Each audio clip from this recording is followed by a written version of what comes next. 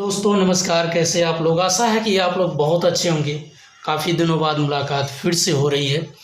चलिए दोस्तों, आज हम फिर से यूजीसी नेट पेपर फर्स्ट के बारे में बात करना शुरू करते हैं। एक एक चीज़ को आज समझाएंगे।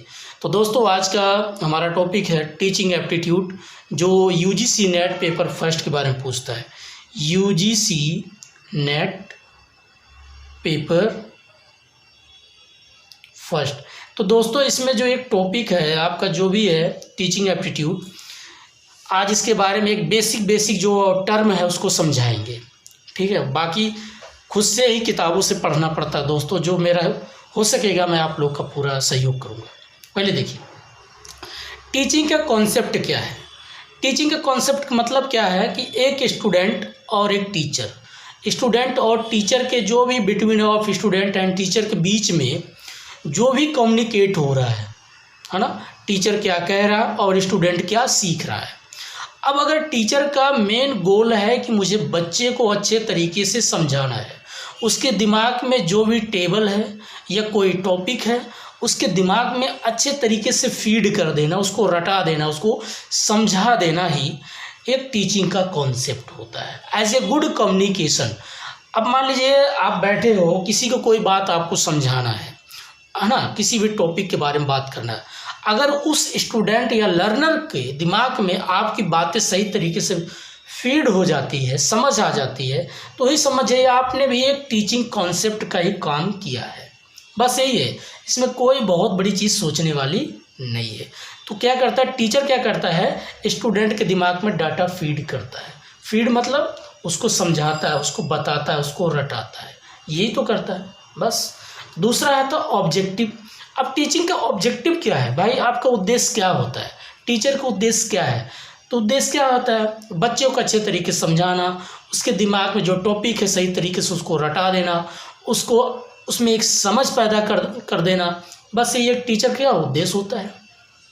फिर आता है level of teaching. Level of teaching में क्या है, इसके 3 लेवल में डिवाइड किया गया है। तो दोस्तों, कभी कभी इस लेवल से क्वेश्चन पूछा भी जाता है। अब हमें इसे क्या है, थोड़ा सा रटना पड़ता है और समझना पड़ता है ना। अब मैं इसके लेवल जो दिया गया है, मेमोरी लेवल, अंडरस्टैंडिंग लेवल और रिफ्लेक्टिव लेवल। अब इसमें क्या होता है, मान लीजिए मेमोरी लेवल मीन्स क्या होता है, मेमोरी आपको यादगार कराना, आपको समझाना, आपको रटाना। जब आप रटते हैं, खूब समझते हैं, तो जितना आप रटेंगे, जैसे टेबल आप देखोगे बच्चों को, छोटे बच्चों जो क्लास 1 से क्लास 5 तक के बच्चे होते हैं उनको रटाया जाता है। चीज़ें एक एक चीज़ को क्या किया जाता है, मेमोराइज किया जाता है, उनके दिमाग में डाटा फीड कराया जाता है। तो ये होता है मेमोरी लेवल। ठीक है, और इस मेमोरी लेवल का जो कॉन्सेप्ट किसने दिया था, मॉरिसन ने ही मेमोरी लेवल के बारे में बात किए थे। दूसरा आता है understanding level. Understanding level means क्या होता है, जिसमें अंडरस्टैंडिंग अब लिखा है समझ जाओ, समझदारी, जिसमें कुछ थोड़ा बहुत समझ आ जाए। समझ कब आती है, जब बच्चा 9 से लेकर 12th क्लास में जाता है तो उसमें काफ़ी समझ आ जाता है। अब उसे रटने की आवश्यकता नहीं है, यहाँ बच्चा खुद से क्या करता है, पढ़ भी लेता है, लिख भी लेता है और चीज़ों को समझ भी जाता है। और इस कॉन्सेप्ट को किसने दिया था, आपके हार्बर्ट ने जो है अंडरस्टैंडिंग के बारे में बात किया था।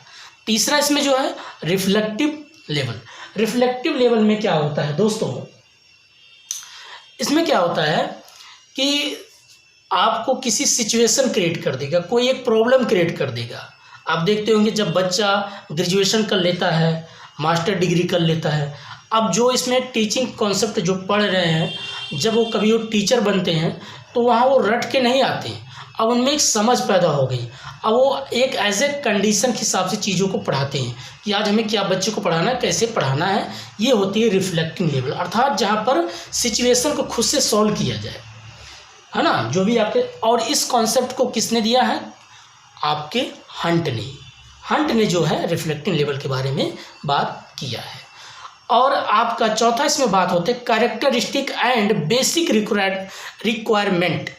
अब कैरेक्टरिस्टिक, भैया कैरेक्टर मीन्स होता है चरित्र। अब यहाँ 2 लोग के बारे में चरित्र की बात किया जाएगा। एक टीचर का क्या कैरेक्टर होता है, जैसे आप देखते होंगे कैरेक्टर, भैया इनका क्या कैरेक्टर, इनका कैरेक्टर यही है कि एक टीचर के मेन मकसद क्या हो, पढ़ाना, और समझाना और उसके बच्चे को दिमाग में डाटा फीड करना।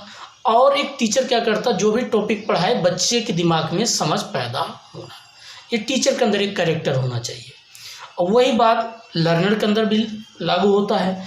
एक सीखने वाले के अंदर क्या होना चाहिए, एक डेडिकेटेड हो, है ना, एक क्यूरियोसिटी होना चाहिए, चीज़ों के प्रति उसमें एक लगन हो।